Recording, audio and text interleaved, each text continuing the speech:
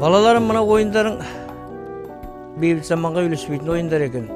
Beybit zamanның балаларының ойында beybit мақсатта бірлікке шақыратын ойындар болу керек.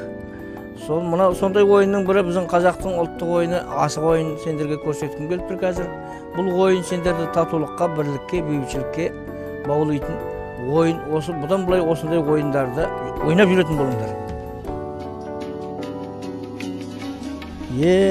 Балаларды жастайынан туған еліне, өлкесіне, ата мекеніне, салт дәстүріне, тарихына құрметтейтін ұлтжанды азамат етіп тәрбиелесек, еліміздегі тұрақтылық мәңгіге сақталады ғой. Бәрекелді балам, сен көп асқаттың, сен жеңімпаз болдың. Атың кім? Бейбіт. Бәрекелді. Міне бейбіт заманның балаларының аты осылай да болу керек. Бейбіт болу керек, ісі де бейбіт болу керек. Я ата, ұранымыз бейбітшілік.